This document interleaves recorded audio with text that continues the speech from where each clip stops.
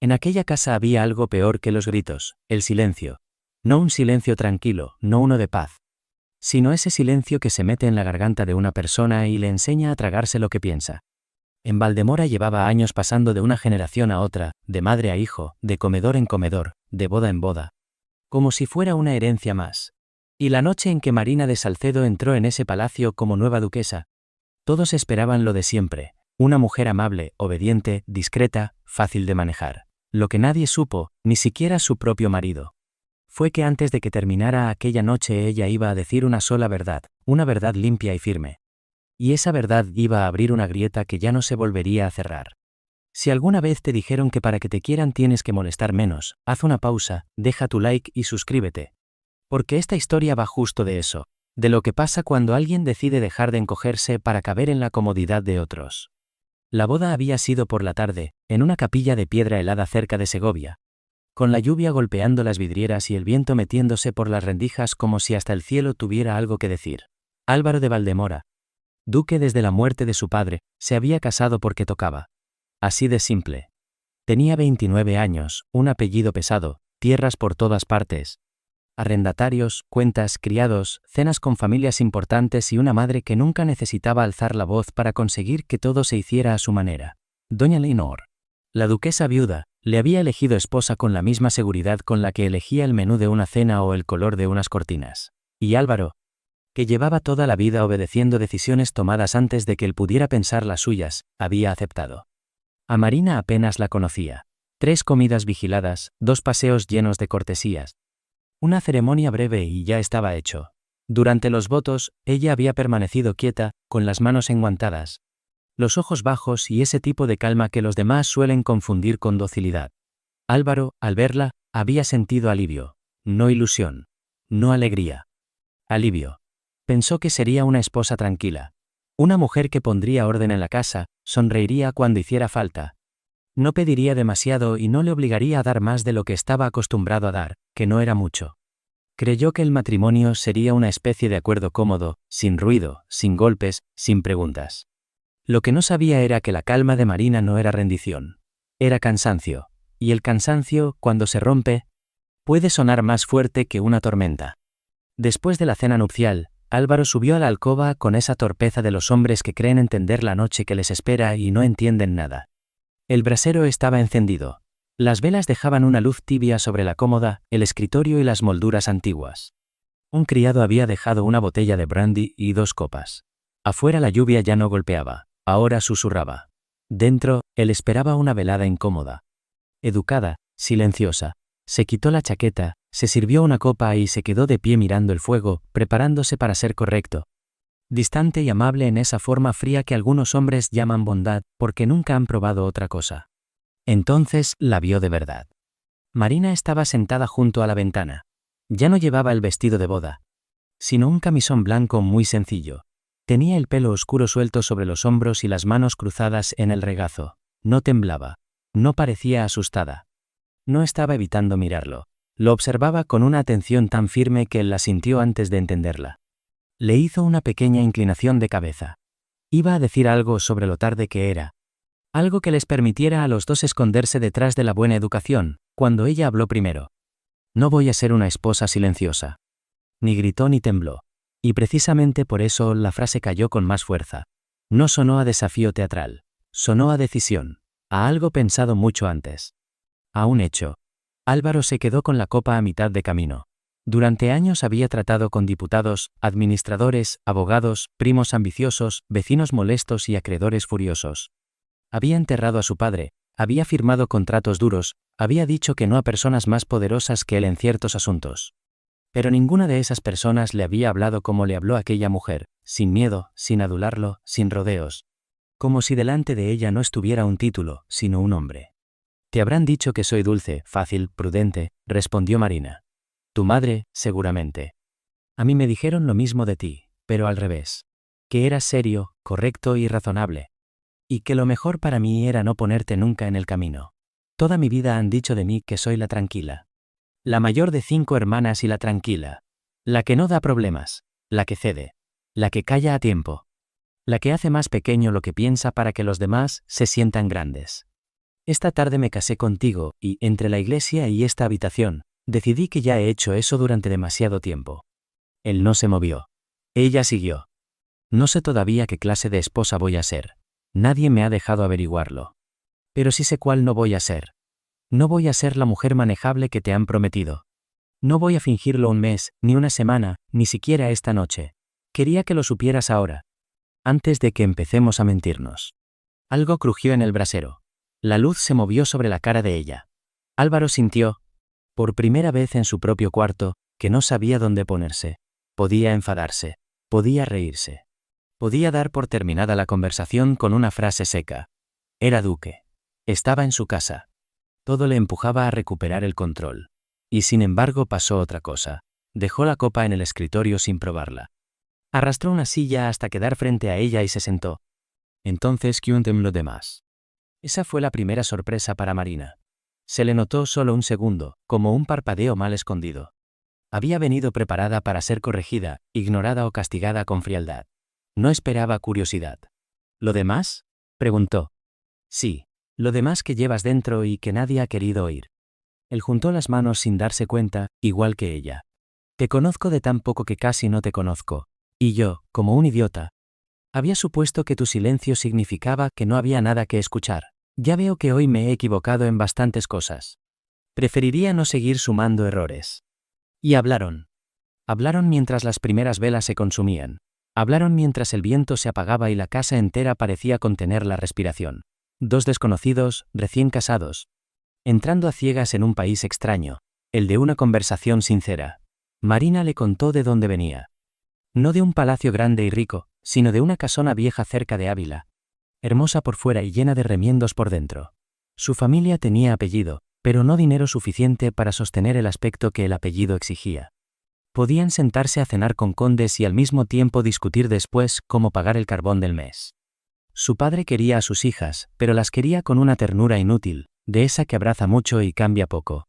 Su madre, en cambio, había sido otra cosa antes de casarse. Mi madre era la mujer más lista de toda la comarca, dijo Marina. No es una exageración. Entraba en una habitación y la gente la miraba porque sabía cosas, porque pensaba rápido, porque hacía preguntas buenas. Luego se casó. Y cada año dejó una parte de sí guardada, como se guarda un vestido bonito en un arcón para que no se estropee. Primero dejó de corregir a mi padre en público. Luego dejó de opinar cuando venía visita. Después dejó de hablar si no le preguntaban. Y al final ni siquiera necesitaban pedirle silencio. Se lo tragaba sola. Cuando yo crecí, la mujer más brillante que conocí se sentaba al final de su propia mesa, asentía a todo y parecía apagarse un poco más cada invierno. Álvaro no dijo nada. No hacía falta. Marina siguió, y cada frase parecía abrir otra puerta. Nos educaron a todas para lo mismo. Sé agradable. No compliques las cosas. Nunca seas una carga. Es fácil de llevar. Es tan cómoda que un hombre no tenga ni que pensar en ti. Y yo vi cómo eso le comía la cara a mi madre. Luego empecé a verlo en mí. En mis hermanas también. Beatriz tiene 18 años y está deseando aceptar al primero que le prometa sacarla de casa, no porque lo ame, sino porque la han convencido de que estorba. Carmen trepaba a los árboles y volvía con las medias rotas y barro en la cara. Ahora cruza los tobillos. Baja la voz y guarda las opiniones debajo de la lengua. Las pequeñas todavía siguen siendo ellas mismas, todavía se ríen alto, todavía dicen no. Pero si nadie cambia nada, también les llegará su turno. Luego vino una frase que Álvaro recordaría durante años. No pude salvar a mi madre, dijo Marina con una calma que dolía. Cuando entendí lo que le habían hecho, ya estaba demasiado hecho. Pero mis hermanas tal vez sí pueda dejarles otra imagen. Una sola mujer casada que no desaparezca. Una sola. No sé si bastará. Pero sé que callarme con elegancia no va a ayudar a nadie. Aquello no sonaba a capricho ni a rebeldía vacía. Sonaba a propósito. Y a Álvaro eso le descolocó más que cualquier desafío. Él se había casado pensando en costumbre, en orden, en continuidad. Ella había entrado en el mismo matrimonio pensando, de pronto, en romper una cadena. En medio de la noche él entendió algo incómodo. Los dos se habían casado por razones pequeñas. Pero solo uno de los dos estaba dispuesto a convertir aquello en algo grande.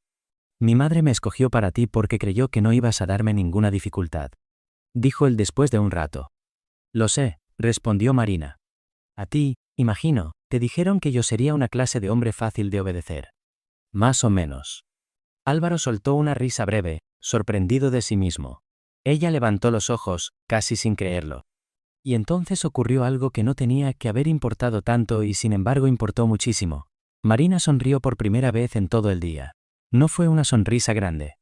Fue pequeña, cauta, recién nacida. Pero Álvaro sintió un golpe limpio en el pecho al verla. Como si en aquella habitación se hubiera encendido una luz distinta a la de las velas. No se hicieron amigos en una sola noche. Eso habría sido demasiado fácil y también demasiado falso. Él no era un hombre de cambios rápidos.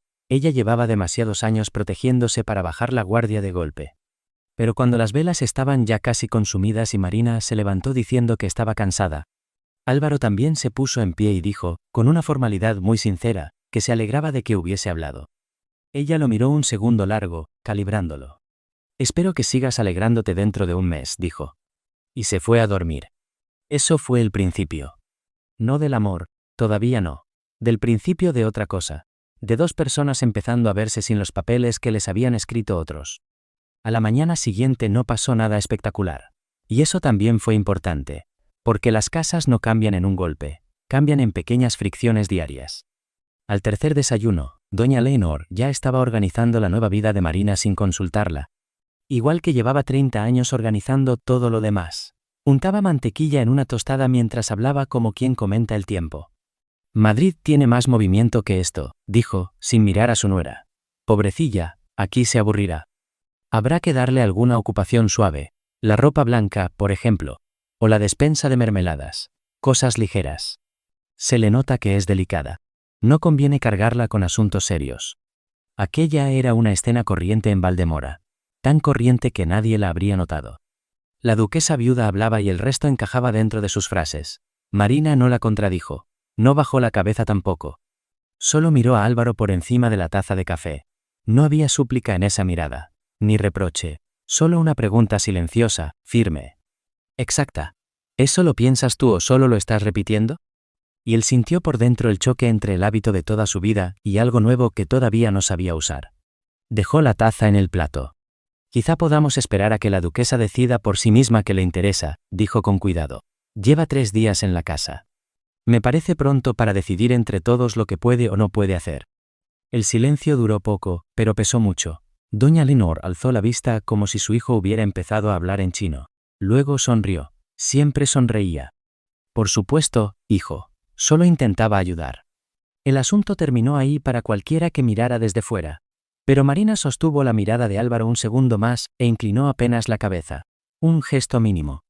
Y, aún así, él lo sintió como si alguien le hubiera puesto una mano caliente justo en el centro del pecho. Aquella primavera empezó el trabajo lento y extraño de conocerse.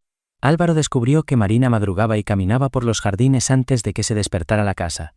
Descubrió que tenía un humor seco y rápido que había pasado años escondiendo. Descubrió que leía historia, economía rural, diarios de viaje y libros sobre cultivos, riegos y administración, no las labores suaves que se esperaba de una dama. Un día mencionó por encima un problema viejo en las tierras bajas del río, que cada invierno se encharcaban y rendían menos. Marina le hizo 3 preguntas seguidas. 2 las supo responder. La tercera, no. A él eso no le pasó desapercibido, porque casi nadie se atrevía a dejarlo sin respuesta en su propia casa. Ella se fue, buscó planos, habló con el administrador. Volvió al anochecer y puso sobre la mesa una idea mejor planteada que la de varios hombres que habían cobrado por pensarla. Y eso no fue lo más sorprendente. Lo más sorprendente fue que a Álvaro le gustó que lo corrigieran. En mayo llegó una viuda de uno de los caseríos del río. Se llamaba María Herrero. Su marido llevaba 3 meses enterrado, debía 2 pagos de alquiler y tenía 4 niños pegados a las faldas. Había subido a la casa esperando hablar con el administrador. Se encontró con la duquesa. Álvaro pasaba por el corredor cuando vio la escena desde la puerta entreabierta. Su primer impulso fue el de siempre. Entrar, resolverlo con distancia generosa, dejar unas monedas de más. Quedar bien y seguir adelante. Era el estilo que había aprendido. La benevolencia elegante del que nunca se queda lo suficiente para ver las consecuencias. Pero se detuvo. Se quedó quieto. Quiso saber qué haría Marina si nadie le quitaba la voz. Ella escuchó a la viuda entera. No la cortó. No la compadeció demasiado pronto. No la humilló con una bondad brillante. Le preguntó qué necesitaba exactamente la casa para volver a ser habitable. Le preguntó si el hijo mayor sabía tratar animales. Le preguntó cuánta leña les quedaba y cuántas manos podían trabajar. En un cuarto de hora arregló algo mucho mejor que una limosna, una rebaja temporal del alquiler, tejas para el tejado y un puesto para el muchacho en las cuadras, con salario suficiente para que la familia siguiera de pie sin sentirse aplastada por la caridad. Cuando María salió, salía distinta. No feliz, porque la pena seguía ahí, pero sí más erguida. Como si alguien no la hubiera tratado como problema, sino como persona. Marina se volvió y encontró a Álvaro en la puerta. Debería habértelo consultado, dijo enseguida. Es tu dinero. Es nuestra tierra, respondió él. La palabra nuestra sonó nueva en su boca. Rara. Correcta. Marina la oyó también. Se notó en la manera en que dejó de fruncir apenas los dedos. Además, añadió él, lo has hecho mejor de lo que lo habría hecho yo. Yo le habría dado demasiado y habría conseguido que me odiara por ello. Ella casi sonrió. Puede ser. Aunque la próxima vez sería mejor acordar antes el salario del chico, no después. Por si tú tenías otra cifra en la cabeza. Él asintió. Y la próxima vez, añadió ella con ese destello seco que cada vez aparecía más a menudo, podrías entrar en la habitación en vez de quedarte en la puerta como un fantasma con conciencia. Esa pequeña corrección, dicha sin miedo y recibida sin orgullo herido, fue una forma de matrimonio más verdadera que la ceremonia entera. Porque ahí, por fin, los dos estaban haciendo algo juntos sin fingir perfección. Aprendían, fallaban, ajustaban, volvían a probar. Y eso, aunque nadie lo alabara en una iglesia, valía más. La señora Eulalia, el ama de llaves, lo vio todo desde los rincones donde las mujeres inteligentes le aprenden a pasar desapercibidas. Llevaba 3 décadas en Valdemora y decía poco. Pero hasta ella comentó una tarde en la cocina que jamás había visto al señor duque mirar a nadie como miraba ya a la joven duquesa. Parece, le dijo al cocinero, un hombre que creía vivir en una casa de 4 habitaciones y de pronto ha descubierto un pasillo entero que no sabía que existía. Doña Leonor también se dio cuenta. No era cruel. Ese era justamente el problema. Si hubiera sido cruel, todo habría sido más fácil de nombrar. Pero era encantadora, eficaz, brillante a su manera, y estaba tan segura de saber que era lo mejor para cada persona que jamás se detenía a preguntar si esa persona quería otra cosa. Llevaba tanto tiempo hablando por los demás que ya no distinguía dónde terminaba su voz y dónde empezaban las vidas ajenas. Al notar que el suelo se movía bajo sus pies, no gritó. No hizo escenas. Hizo algo mucho más fino y más difícil de combatir. Apretó un poco más, con más dulzura. Seguía hablando por Marina delante de las visitas. Seguía respondiendo por Álvaro cuando le preguntaban algo. Seguía contando al vecindario cómo era el matrimonio que ella misma había diseñado, como si describiéndolo con suficiente seguridad pudiera devolverlo a la forma que quería. La duquesa prefiere no meterse en asuntos de arrendatarios. Marina es muy tímida en sociedad, hay que comprenderla. Es feliz con sus bordados, sus flores y sus pequeñas ocupaciones. No me han preguntado. 4 palabras. Ninguna de más. Y esas 4 palabras le hacían sentir que 2 verdades peleaban dentro de él, la de siempre y la nueva. El choque estalló en junio, durante la gran cena del condado. Era la primera ocasión importante desde la boda. Vinieron familias de Segovia, Ávila y Valladolid. La mesa larga brillaba con plata vieja y copas altas. Los candelabros convertían el salón en un teatro de luz. Marina llevaba un vestido gris claro y unas perlas pequeñas que habían sido de su madre. Estaba serena, luminosa, callada. No porque no tuviera nada que decir, sino porque doña Leonor se había instalado, como siempre, en el centro de la conversación y dirigía la mesa entera como una orquesta en la que solo ella tuviera permiso para marcar el compás. Marina apenas había tomado aire para responder cuando doña Leonor intervino con una sonrisa impecable. Oh, la duquesa no se ocupa de esas cosas. La política y las tierras son tema de hombres. Ella tiene gustos más delicados, ¿verdad, hija? Parecía una frase pequeña, una de tantas. Una de esas frases que suelen pasar sin ruido porque el mundo está acostumbrado a ellas. Y, sin embargo, Álvaro vio algo que no pudo soportar. Vio a Marina prepararse para hacer lo que había hecho toda su vida, tragar la respuesta. Vio las perlas de su madre en su cuello. Pensó en la otra madre, la de Marina, apagándose poco a poco al final de una mesa. Pensó en sus hermanas pequeñas.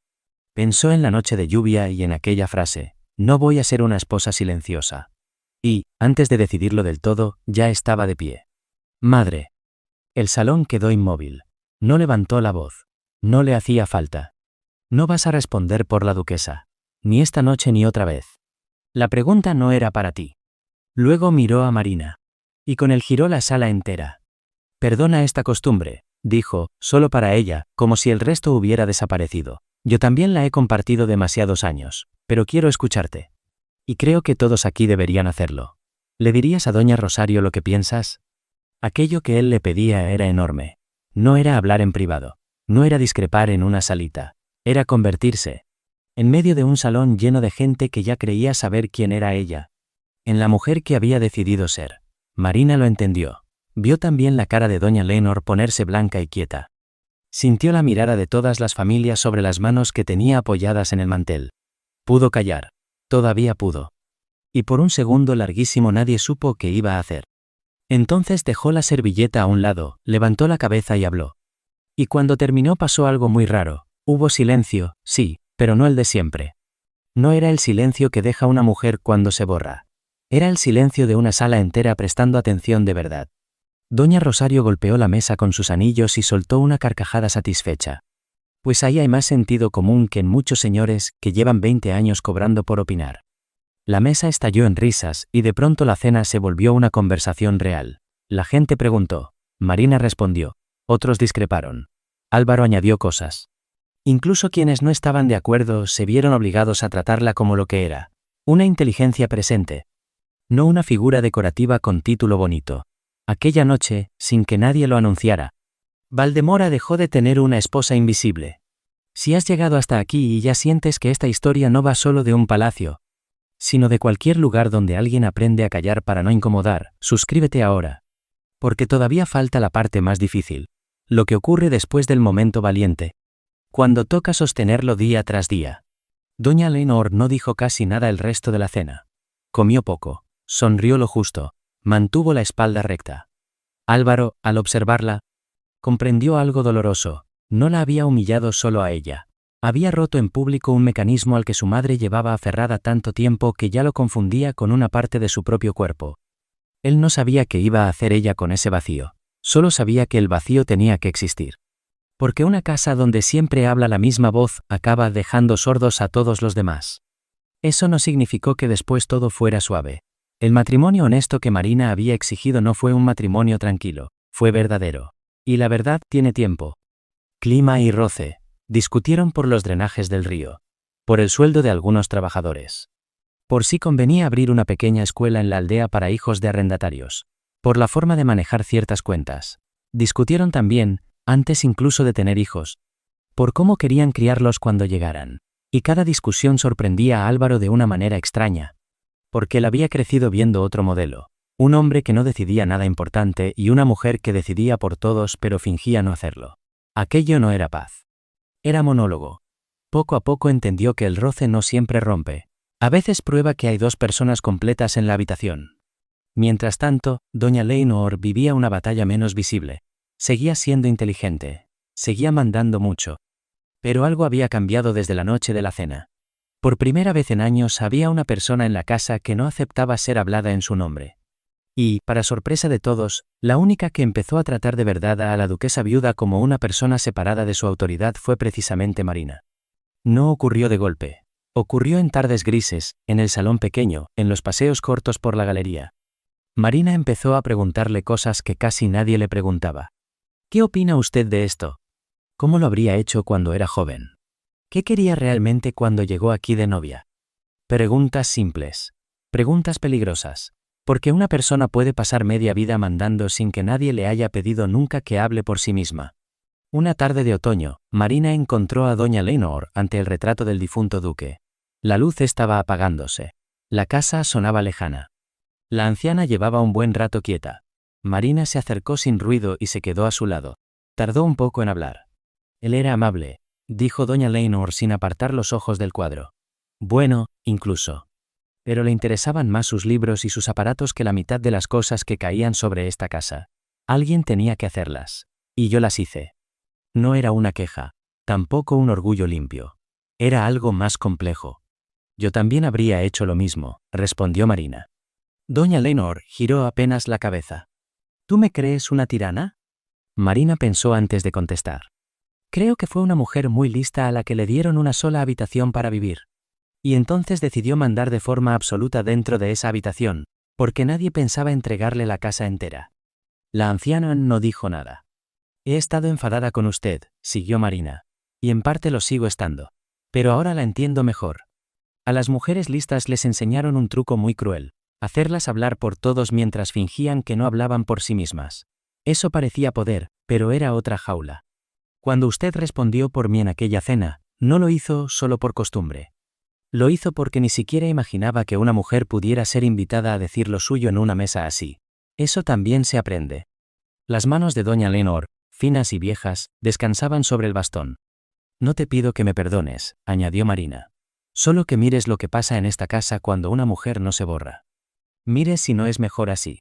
Mire si no habría querido usted, en el fondo, haber tenido lo mismo. Pasó mucho rato antes de que la duquesa viuda hablara. Para mí ya es tarde. No para todo, dijo Marina. No es tarde para qué. Durante los años que le queden, alguien le pregunte en su propia mesa qué piensa usted. No como eco. No como autoridad automática. Usted. Doña Leonor siguió mirando el retrato de su marido. Y algo en su cara cambió de forma tan leve que casi no se veía, pero se sentía. Las personas no se rompen siempre con estruendo. A veces se ablandan en silencio. Aquella tarde lloró un poco. Poco, pero lo suficiente. Y lo más valiente no fue llorar. Fue dejar que otra persona la viera. A partir de ahí, Valdemora no se volvió un lugar perfecto. Se volvió un lugar más vivo. Las tierras bajas del río se drenaron con un plan que Álvaro y Marina discutieron durante 2 semanas enteras antes de cerrar juntos. Dio resultado. Los arrendatarios aprendieron que la duquesa escuchaba, y que si decía que algo se haría, se hacía. El duque dejó de ser un hombre correcto que repetía el orden heredado y empezó, por fin, a hacerse preguntas propias. La duquesa viuda siguió teniendo carácter, siguió queriendo llevar razón muchas veces, pero aprendió, tarde y despacio, a responder en primera persona cuando alguien le preguntaba. Puede parecer poco. No lo era. Pasaron los años y llegaron 3 hijas. Y aquí es donde la historia enseña su verdadera medida. No fueron niñas silenciosas. No tenían ninguna intención de serlo. La mayor, Isabel, salió alta y morena como su madre, con una forma de mirar que hacía pensar 2 veces antes de hablar tonterías delante de ella. La mediana, Teresa, tenía una imaginación peligrosa y una risa imposible de contener. La pequeña, Lucía, corría como si el mundo entero fuera suyo y quizá lo fuera un poco. Las 3 discutían mucho, preguntaban demasiado, se indignaban con facilidad. Se defendían entre ellas con fiereza, y tenían la costumbre maravillosa de acabar sus frases enteras. A veces la casa era un escándalo feliz. Hubo una tarde de septiembre, muchos años después de aquella noche de lluvia, en que Álvaro salió a la terraza al caer el sol y vio a sus 3 hijas en el jardín. Discutían algo importantísimo para ellas y seguramente absurdo para el resto del mundo. Hablaban con las manos, se interrumpían, volvían a empezar, se ofendían, se reían. Insistían. Sus voces subían limpias hasta la piedra caliente de la terraza. No había en ellas ni rastro de ese entrenamiento antiguo que enseña a las niñas a hacerse más pequeñas para resultar más fáciles de querer. Marina se puso a su lado. Tenía ya algunas hebras grises en las sienes. Su mano encontró la de él sobre la barandilla con esa naturalidad que solo da una vida compartida de verdad. Se quedaron un rato mirando en silencio. Pero no era el silencio de antes, no el que ahoga. Era el silencio bueno entre 2 personas que ya no necesitan esconderse la una de la otra. Tenías miedo de que fueran las silenciosas, dijo Álvaro al cabo. Tenía miedo de muchas cosas, respondió Marina. Pero al final no de las correctas. Abajo, la mayor dijo algo que no alcanzaron a oír y las otras 2 protestaron a voces. Desde dentro de la casa llegó otro sonido, la voz anciana y firme de doña Leonor, ya muy mayor, indicándole a la institutriz que dejara a las niñas terminar la discusión antes de hacerlas entrar. Hasta la última palabra, insistió la vieja duquesa. Una niña que aprende a tragarse una frase acaba tragándose a sí misma. Álvaro cerró los ojos un segundo al oír aquello, porque reconoció el milagro exacto de la historia. No solo había cambiado su esposa, no solo había cambiado él, había cambiado también la mujer que antes creyó que mandar era hablar por todos. Y ahora era ella quien defendía el derecho de sus nietas a terminar una idea. Entonces recordó la copa de brandy olvidada en un escritorio tantos años atrás. Recordó la lluvia en los cristales. Recordó a la desconocida que le había dicho, con voz tranquila, que no sería la esposa silenciosa. En aquel momento él no podía saberlo, pero aquella frase había roto una cadena vieja que venía pasando por la casa como un secreto triste. La madre que se borra. el hijo que no piensa, la esposa que ocupa el hueco solo para repetir el mismo daño con mejores modales. Lo que Marina abrió aquella noche no fue solo su matrimonio. Abrió una puerta dentro de él. Porque a Álvaro también le habían dicho que era una esposa, que era un marido, que era una casa, que era una vida bien ordenada. Y él lo había creído casi todo, no por maldad, sino por comodidad. Porque cuando las personas hablan con absoluta seguridad, uno tarda mucho en notar que quizá estén describiendo una jaula y llamándola hogar. Con los años entendió algo que no había aprendido de niño. Una puerta abierta desde dentro suena distinto a una puerta rota a la fuerza. Tiene un clic suave, casi humilde. Pero si sabes escucharlo, no se te olvida nunca. Él había oído ese sonido la noche en que dejó una copa sin beber y se sentó a preguntar, ¿qué un lo demás? Todavía hay casas, en pueblos y ciudades, en familias ricas y familias humildes, donde mujeres brillantes van doblándose poco a poco para no incomodar a nadie.